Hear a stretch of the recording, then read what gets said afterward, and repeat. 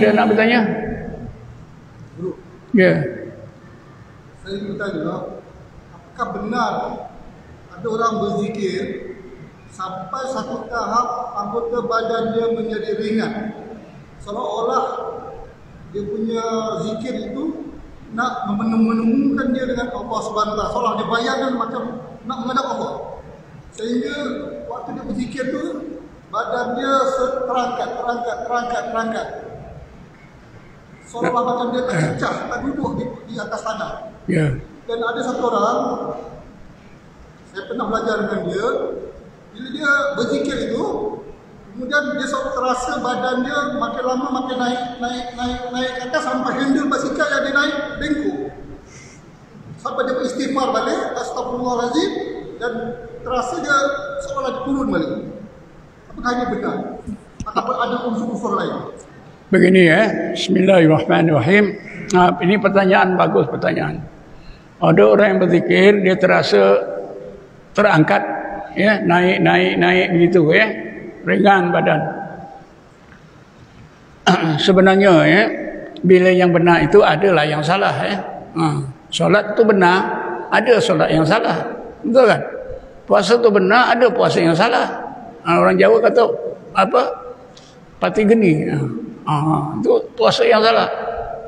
Jadi begini ya, bila kita zikir Allah dalam nafsu bandi sampai kuli jasad, sampai wukuk qalbi, biasanya berasalah badan itu ringan, tapi tidaklah terapung, tak adalah terasa ringan badan itu ada.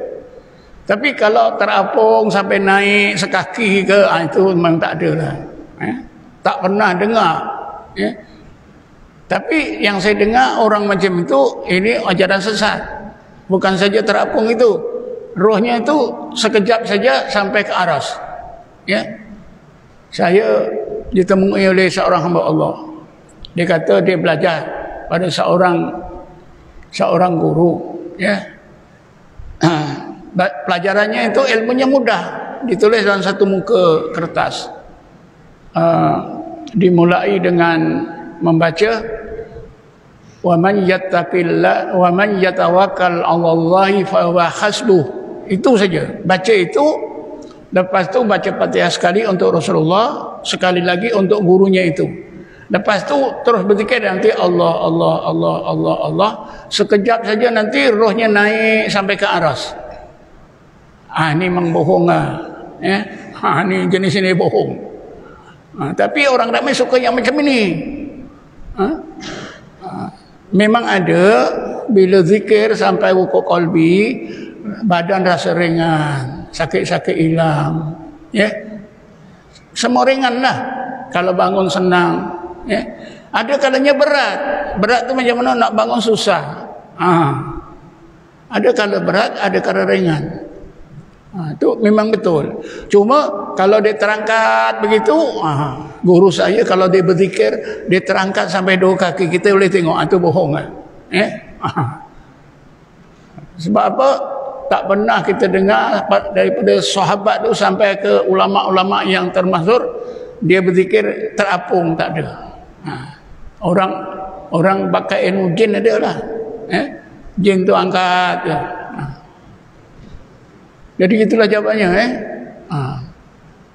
Sebab itu kita belajar ni nak kena betul-betul guru yang betul ilmu syariatnya, Quran hadisnya kena betul. Kalau tidak nanti kita jadi susah itu.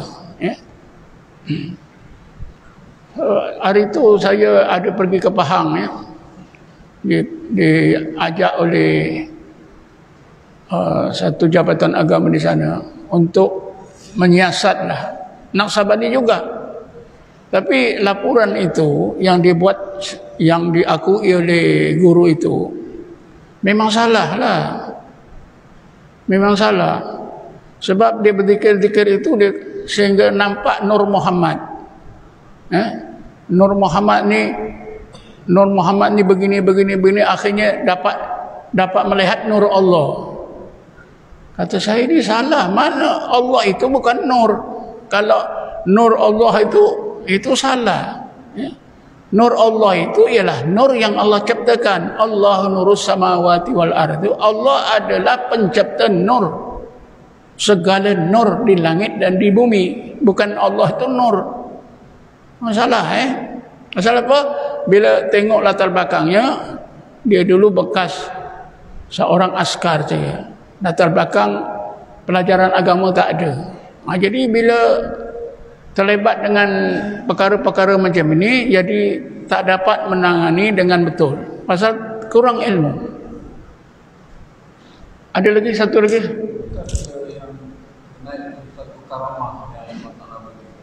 Ya? Bukankah yang disebut oleh Tuan ini tadi, satu karamah yang Allah Ta'ala bagi, maknanya kadang-kadang kita yang boleh berubah. Dia begini ya, kita nak tahu ya, karamah itu beza antara karamah datangnya daripada Allah, istidraj datangnya daripada syaitan.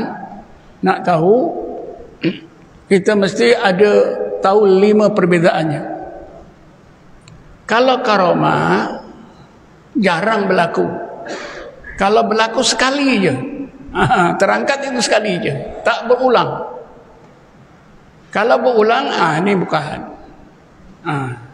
Kalau berulang, ini bukan. Contoh lainnya berulang. Ada seorang hamba Allah, bila berzikir, dia didatangi oleh Syekh Abdul Qadir Jalani.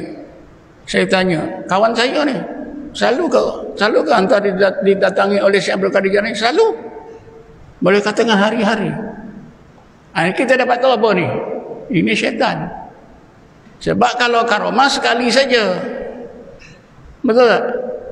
Nabi dapat mukjizat keluar air daripada celah jari 2 kali, 3 kali ke sekali? Sekali. Satu mukjizat Nabi sekali, tak berulang. Jadi yang pertama, kalau berulang, jadi kebolehan seseorang, ini adalah datangnya daripada syaitan. Seperti yang berlaku pada orang-orang yang bukan Islam, atau setengah orang Islam yang memang sesat. Memang sesat. Siapa? Pak Pin. Pengikut dia cerita, Ustaz, saya tengok sendiri Pak Pin tu bila dia berzikir naik itu, boleh naik, boleh terapu. Selalu ke? Selalu. Kalau selalu, memanglah confirm itu adalah syaitan. Kalau betul sekali saja. Ya. Yang kedua, kalau dari syaitan, dia boleh batal. Boleh batal. Sebab jenis sihir boleh dibatalkan. Kalau karamah tak boleh batal dengan apa-apa sebab. Yang ketiganya, kalau itu datangnya dari syaitan, boleh dijangka. Kita tengok, ini tadi berlaku. Boleh dijangka. Misalnya orang mengubat keluarkan batu karang. Ambil itu keluar. Batu betul. Dan kita tahu ustaz ni boleh. Itu sihir lah. Kalau betul sekali saja. Ini sampai buka klinik, keluarkan batu karang. Itu sihir lah. Itu mudah Masalah ini tuan-tuan sudah ditimbulkan oleh masyarakat Islam semasa hidupnya Syekh Abdul Qadir Jalani. Syekh Abdul Qadir Jalani jawab dengan jawapan sedemikian. Satu lagi, kalau karamah, yang dapat karamah itu takut untuk bercerita. Takut untuk bercerita. Oh, dia tak akan cerita. Sebab apa? Kalau cerita berdosa. Tapi kita tengoklah tuan-tuan, ini mudah. Kalau dia suka bercerita, itu bukan. Mimpi nampak Nabi Muhammad diceritakan, bukan. Sebab mimpi berjumpa Rasulullah itu satu karamah. Karamah tak diberikan oleh Allah, itu rahsia Allah, tak diberi kepada orang yang khianat. Sebab itu ada orang yang jumpa Rasulullah, dia tak sebut, dia tak cerita, dia diam. Dikorek-korek pun dia tak mau cerita sebab salah besar. Tapi orang yang jahat ni tuan-tuan ni, nampak-nampakkan oleh jin syaitan, ni selalu bercerita lah. Selalu bercerita. Jiran saya pun cerita dengan saya. Dia kata selalu dia jumpa Rasulullah. Kata saya itu syaitan. Ustaz boleh buktikan? Boleh.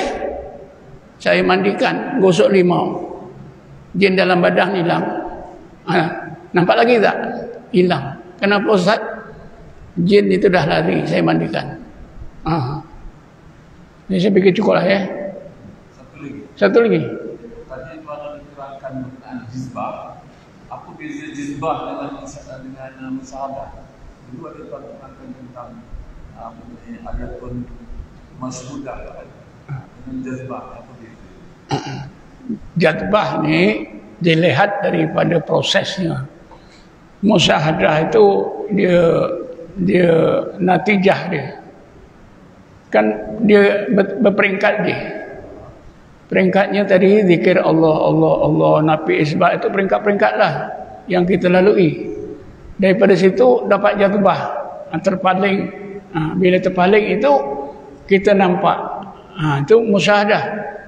Hasil musyahadah itulah itu makrifah. Mula-mula zikir Allah tadi. Macam barang dikelang jugalah ji. Kelapa tu disabit, ya. Lepas itu dikopek, lepas itu apa, barulah dapat minyaknya. Macam itulah. Jadi bukan berlawanan, ya, tidak. Itu istilah-istilah itu semua ada kaitannya. Cuma kita perlu nampaklah macam mana tingkat-tingkat itu. Musyahadah itu memang dah berpaling. Mata hati sudah melihat ayat-ayat Allah, itu musyahadah. Al-musyahadah itu ru'yatul ayatillah bil basirati min ghairi subhatin ka'annahu ra'ahu bil ain. Musyahadah itu ialah melihat ayat-ayat Allah dengan pandangan hati, dengan jelas, dengan terang, tanpa ragu, seolah-olah seperti dia melihat dengan mata kepala. Inna fi khalqis samawati wal ardi wa ikhtilafil laili wan nahar la ayatin li ulil albab. Itu musyahadah lah. Kesan musyahadah itu ilmu, itu makrifah, ilmu laduni, ilmu yakin, ilmu hati. Saya fikir cukuplah ya. Wallahu alam. Assalamualaikum warahmatullahi taala wabarakatuh. أعوذ بالله من الشيطان الرجيم بسم الله الرحمن الرحيم والصلاة والسلام على أشرف الأنبياء والمرسلين سيدنا محمد وعلى آله وصحبه أجمعين اللهم اغفر لنا وارحمنا ولآبائنا ولأمهاتنا وأخواتنا ولمعلمنا لمشايخنا وللمسلمين والمسلمات والمؤمنين والمؤمنات برحمتك يا أرحم الراحمين اللهم إنا نسألك إيمانا دائما وقلبا خاشعا وعلما نافعا وعملا صالحا متقبلا اللهم إنا الحق حقا وارزقنا اتباعه الباطل باطلا وارزقنا اجتنابه اللهم إنا نسألك أن ترزقنا رزقا حلالا طيبا واسعا بتعب ولا مسقط وصب ولا نصب إنك على كل شيء قدير ربنا آتنا في الدنيا حسنة وفي الآخرة حسنة وقنا عذاب النار والحمد لله رب العالمين تقبل الله منكم تقبل يا